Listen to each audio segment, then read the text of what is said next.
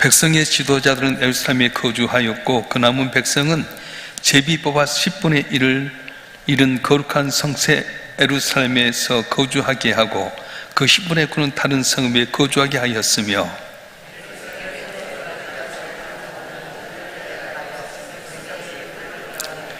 이스라엘과 제사장들과 레위 사람들과 느드임 사람들과 솔로몬의 신하들의 자손은 유다 여러 성읍에서 각각 자기 성읍에 자기 기업에 거주하였느니라. 예루살렘에 거주한 그 지방의 지도자는 이러하니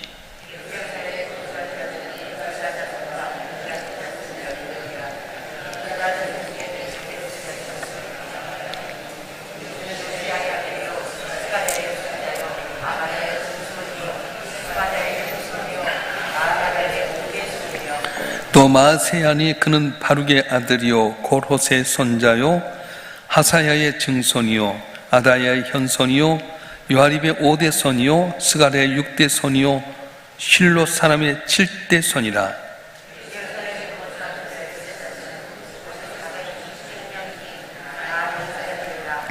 베냐민 자손은 살루이니 그는 무술람의 아들이요 요에스의 손자요 부다의 증손이요 골라의 현손이요 마세야의 5대 손이요 이델의 6대 손이요 여사의 7대 손이며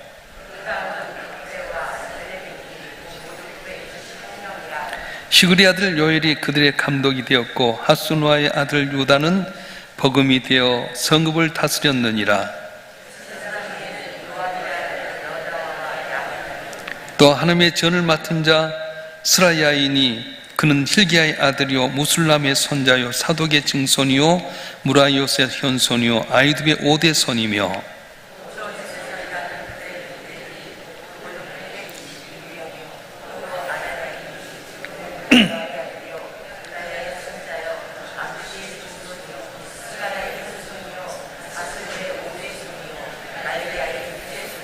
또 그 형제의 족종된 자인이 모두 242명이요 또 아마세인이 그는 아사렐의 아들이요 아우세의 손자요 무실레못의 증손이요 인멜의 현손이며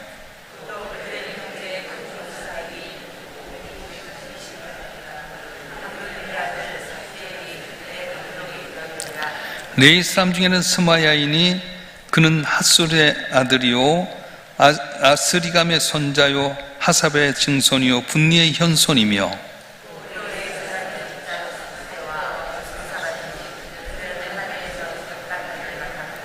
또 아삽의 증손 삽티의 손자 미가의 아들 마따예이니 그는 기도할 때 감사하는 말씀을 인도한 자가 되었고 형제 중에 밥고갸가 버금이 되었으며 또 여두들의 증손 갈랄의 손자 삼무아의 아들 압단이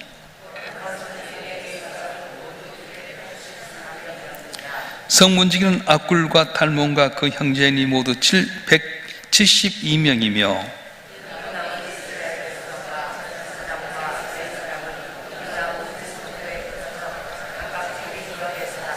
느드님 사람은 오벨에 거주하니 사와 기스바가 그대의 책임자가 되었느니라.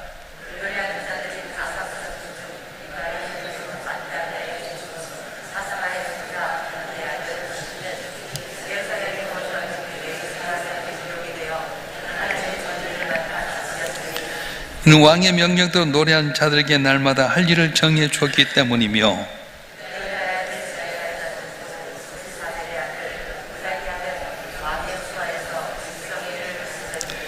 말과 들로 말하면 유다 자손의 일본 기랏 아르바와 그 주변 동네들과 디본과 그 주변 동네들과 여갑셀과 그 마을들에 거주하며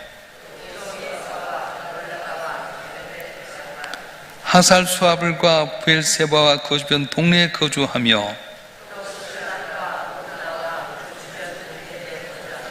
또 예느림몬과 소라와 야르무스에 거주하며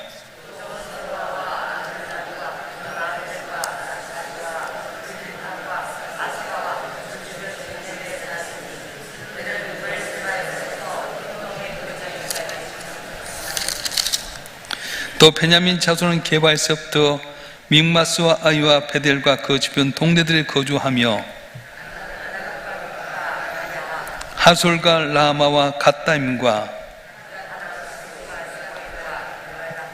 로드와 오노와 장인들의 골짜기 거주하였으며 유다에 있던 레위 사람의 일부는 베냐민과 합하였느니라. 아멘. 세계 전쟁 역사상 가장 위대한 작전 중에 하나가 우리나라에 있었어요. 뭔지 아십니까? 인천 상륙작전입니다. 자, 인천 상륙작전 하면 누가 떠오르죠? 누구? 메가드 장군.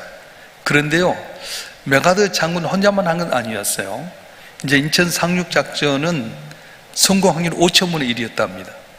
근데 이 메가드 장군만 아니라 그 위에 보이지 않는 많은 병사들이 있었는데, 특별히 대표적인 것이 17명으로 이루어진 우리나라의 해군 첩보부대였다고 합니다. 그들이 먼저 이제 인천에 몰래 숨어들어서 적의 해안포와 병력들을 다 필요한 정보들을 해가지고 유엔 사령부에 보고를 했어요.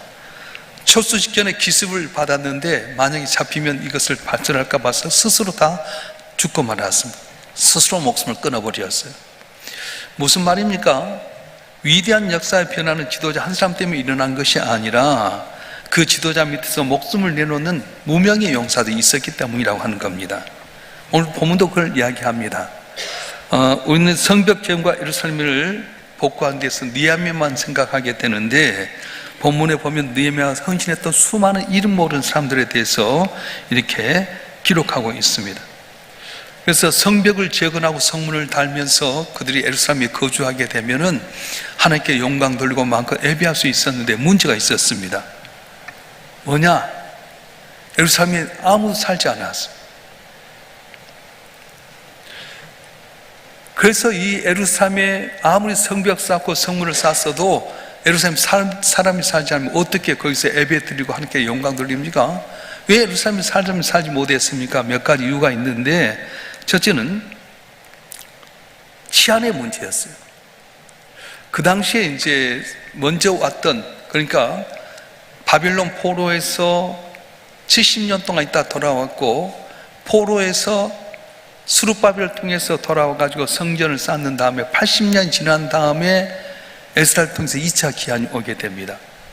그리고 또 14년이 지난 다음에 이제 그 느헤미야를 통해서 오다 보니까 그 기간이 얼마나 많이 걸립니까? 70년에 80년에, 그러니까 근 160년의 세월이 지난 다음에 이렇게 오다 보니까 그래서 완전히 황폐화가 되어버렸습니다. 슬럼가가 되어버렸습니다.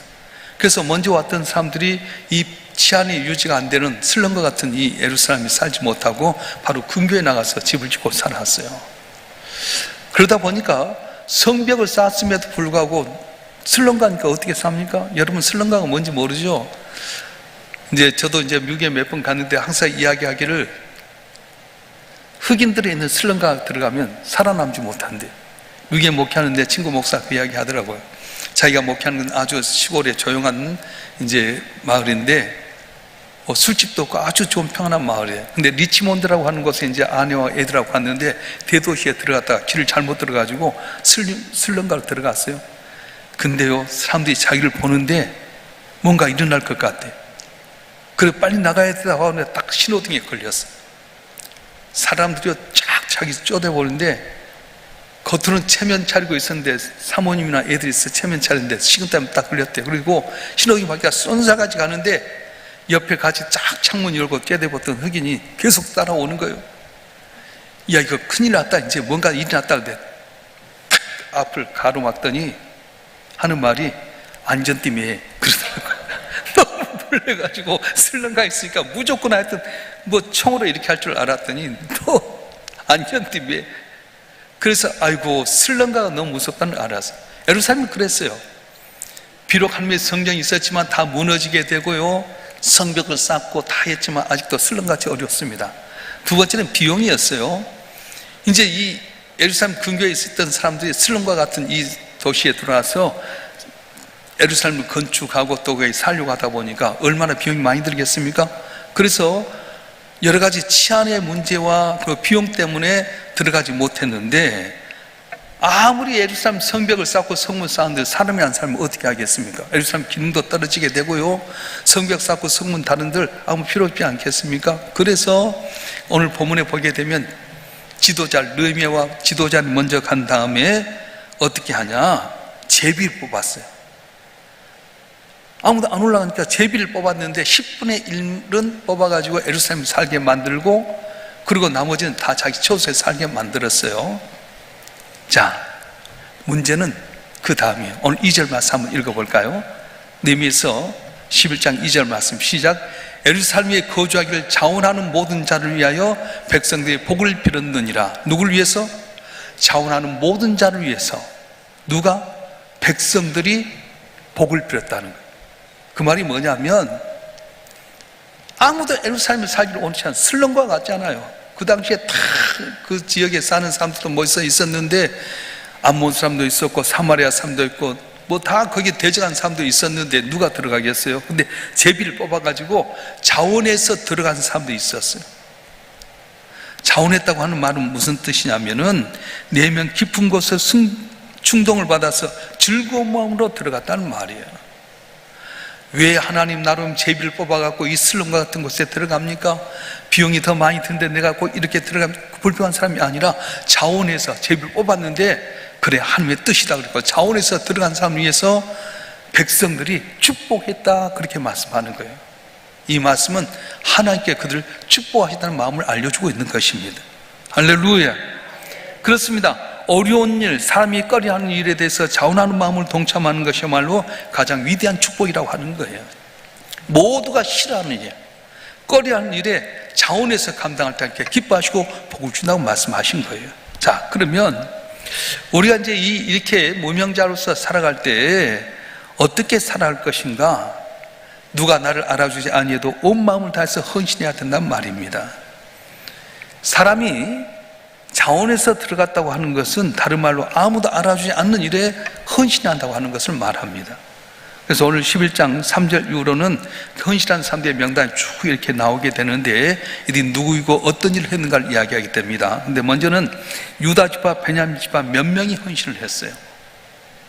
그 명단이 4절부터 9절까지 나오는데 3절 말씀을 잘 살펴보면 다른 지파들, 특별히 여러 지도자들이 들어가기 전에 먼저 헌신한 사람 몇몇 사람이 있었습니다. 왜 그랬을까요? 지도자들도 아니고 다른 지파도 아닌 유다와 베냐민 지파의 몇몇 사람들이 예루살렘에 거와 있어요. 이유는 뭐냐? 누구보다 주님만 바라본 믿음이 있었기 때문에 그렇다는 겁니다. 그래서 4절을 보면 아다야라고 하는 사람의 이름이 나오는데 뜻이 뭐냐면 여호와께서 도우심이란 뜻이고요, 5절에 마아세야라고 하는 사람이 나오는데 여호와의 사역, 이런 뜻입니다. 또 9절에 보면 요엘이라는 이름이 나오는데 여호와는 전능자이시다, 그 이름의 뜻대로 다 그렇게 했어요. 근데 6절에 보면 이들이 다 용사였더라, 이렇게 말씀합니다. 무슨 말이냐면 평범한 사람들이었지만 누구보다 믿음으로써 믿음의 용사였기 때문에 지도자들보다 먼저 헌신할 수 있었다는 거예요. 저도 우리 교회에서 저와 우리 목회자들이 있지만은 아무도 하고자 않는 그 꺼려한 일에 먼저 자원해서 사는 사람들을 보게 되면 마음에 감동을 받게 돼요. 아, 내가 복받으면 저 사람 좀 도와줘야 된다, 그런 마음이 있는 사람이에요. 여러분 그렇지 않겠어요? 아무도 하지 않고자 하는 일에 대해서 자기가 가서 굳은 일에 감당할 때에 목사의 마음도 감동이 있는데 하나님 보시기 얼마나 감동이 있겠어요. 자, 유다 지파 베냐민 사람 가운데 먼저 오직 주님만 바라보고 헌신한 사람이 있었고요, 두 번째는 제사장들의 헌신이 있게 되는데 10절부터 14절까지 말씀입니다. 거기 명단을 보면 스라의 가문에서 822명, 아다의 가문에서 242명, 아마스의 가문에서 128명, 무려 1200명의 제사장들이 예루살렘에 들어갔어요. 놀라지도 않는 것 봐. 제사장들이 1200명이 예루살렘에 들어갔어요. 다시 말하면 예배하기 위해서 그들이 다 준비했다고 하는 거예요. 세 번째는 어떤 사람들이 하면 레위 사람이 들어갔는데요, 15절부터 18절까지 보게 되면 레위 사람들이 들어가게 됐는데, 오늘 레위 사람 하면 무슨 생각을 합니까? 찬양하잖아요. 레위 사람은 예배하는 가운데 찬양하는 사람인데 그들이 뭘 했냐면 16절 말씀 보겠습니다. 느헤미야서 11장 16절 말씀 시작. 또 레위 사람의 족장 삽부대와 요사밭이 그들은 하며 전 바깥일을 맡았고, 아멘, 성전 바깥일을 맡았다는 거예요. 다시 말하면 교회 안에서 밖에서 섬기는 사람들, 그래서 안내위원이라든가 또 밖에서 뭐 카페를 봉사한다든가 식당을 봉사한다든가 그렇게 밖에서 일하는 사람이 있었어요.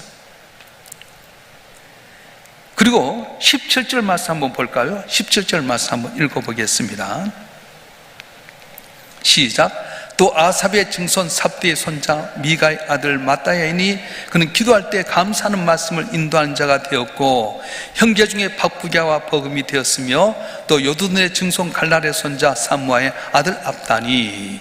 여기 보게 되면은 레위 지파가 허드렛 일, 바깥 일을 감당했을 뿐만 아니라 레위 지파 중에 적지 않은 사람들이 회중들이 은혜를 받도록 감사로 기도하고 있었다, 그렇게 말씀하는 거예요. 무슨 말이냐면 아무도 알아주지 않지만 성도들이 은혜 받도록 하기 위해서 최선을 다하는데 기도와 봉사로서 섬겼다는 거예요.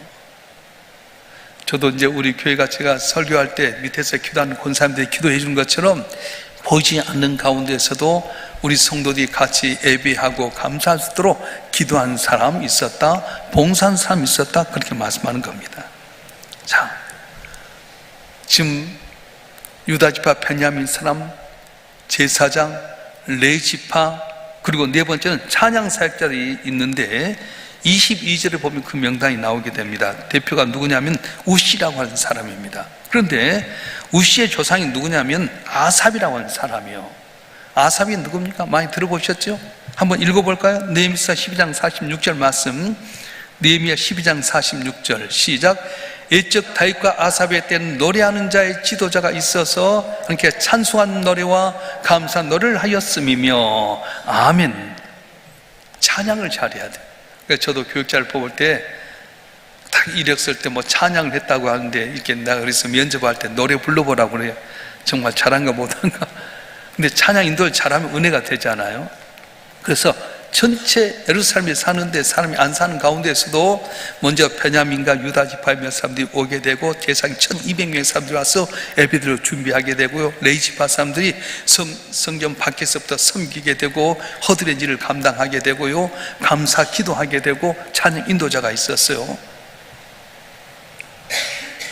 자, 그런데 오늘 25절에 보면 어떻게 시작하면 25절 말씀에 보면은 말과 들로 말하면 이렇게 말합니다. 다시 말하면 예루살렘 위에 거주했던 사람들에 대해서 소개를 하고 있는데 왜 예루살렘 위에 지역에 있는 사람들을 소개하고 있는 겁니까? 그건 소그룹으로 섬기는 리더들이었어요.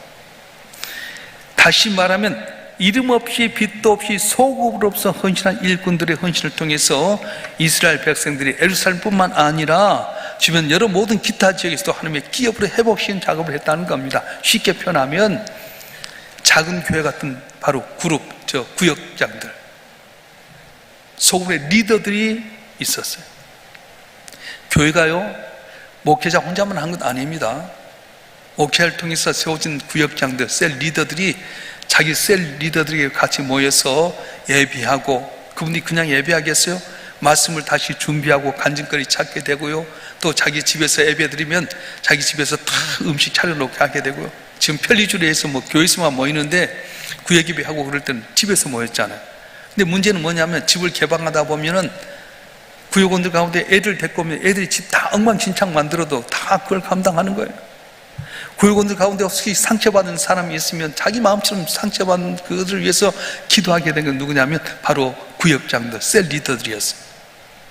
바로 예루살렘 밖에서 있었던, 거주했던 사람들이 자기 나름대로 거기에서 말씀을 중심으로 기도하고 섬기는 가운데 이스라엘 백성들이 정체성을 회복하고 함께 영광되는 일을 감당했다고 하는 겁니다. 자, 그러면 우리가 어떻게 하면 이 무명의 삶처럼 살아갈 수가 있습니까? 부르심에 대한 확신이 있어야 된다는 거예요. 할렐루야. 따라서 합시다. 부르심에 대한 확신. 내가 있는 것은 하나님 나를 불러줬다고 하는 생각을 가져야 돼요. 아무리 차원한 마음으로 헌신하는 것에 대해서 그게 갇힌 일을 할지라도 계속하는 게 쉽지가 않습니다.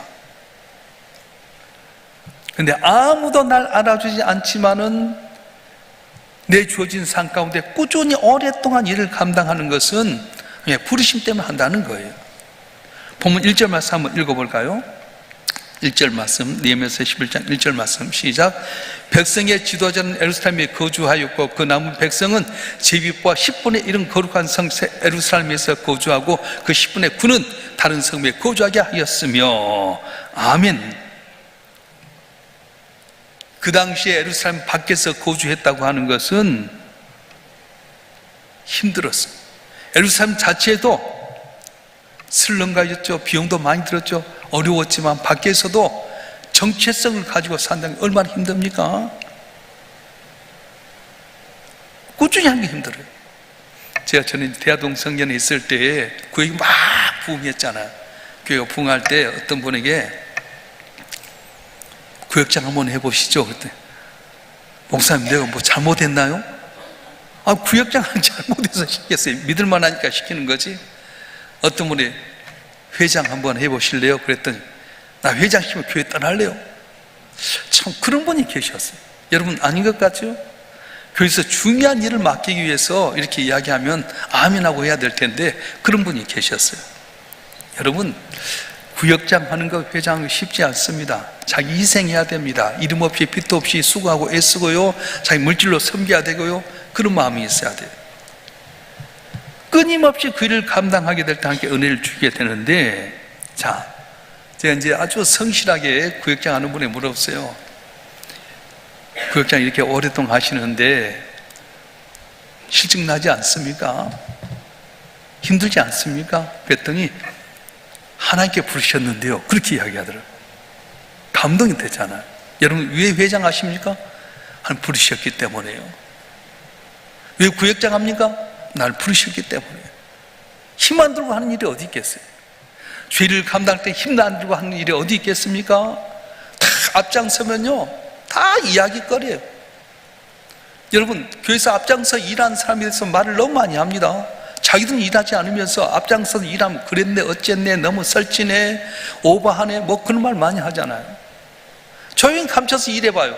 말도 안 들어요. 누군지 내가 예수를 믿고 그리스도에 난 순간에 나는 부르심 받는 것을 확신해야 됩니다. 내 정체성을 가져야 됩니다. 자, 베드로전서 2장 9절 말씀 한번 읽어보겠습니다. 베드로전서 2장 9절 말씀 시작. 그러나 너희는 택하신 족속이요 왕같은 제사장들이요 거룩한 나라요 그의 소유가 된 백성이니 너희를 어두운 데서 불러내어 그의 기이한 빛에 들어가게 하신 이의 아름다운 덕을 선포하게 하려 하심이라. 아멘.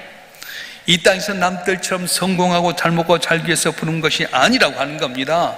택하신 족속이요 왕같은 제사장으로 거룩한 나라요 그의 소유가 된 백성으로 이 땅에서 주한 사람들에게 복음을 전하고 그들을 살리기 위해서 날 부르셨다고 말씀하는 거예요. 할렐루야.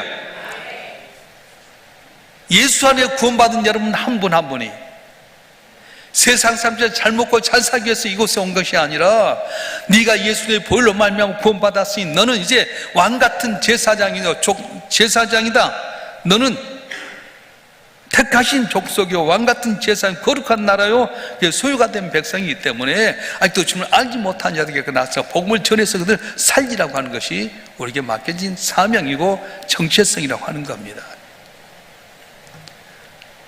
지금 좀 가난해도 못 비었어도 힘이 없어도 날 부르셔서 내가 이 자리에 있다고 한다면 어떻게 살아야 되겠습니까? 오늘 본문에 보면 예루살렘 성벽을 재건하고 성문도 닫았지만 황폐하여서 들어가지 못했을 때에 또 비용의 문제가 많이 있을 때 제비를 뽑았었는데 자원에서 들어간 사람들에게 백성들이 축복하게 되고요, 그리고 거기에 느헤미야를 비롯한 지도자들과 제사장과 레위 지파와 또 여러 사람들이 들어가서 섬기는 가운데 예루살렘이 기능을 회복하게 되고 함께 영광 돌리게 되고 밖에 있던 사람도 밖에 있는 대로 해서 그들이 함께 예배하면서 예루살렘이 함께 거룩한 백성으로 회복했던 것처럼 자, 여러분 한 분 한 분이 주 앞에 부르심 받은 귀한 사명을 가지고 최선을 다함으로 주 앞에 영광 돌리는 복된 삶이 되길 주님 축원합니다. 축원합니다. 기도하겠습니다.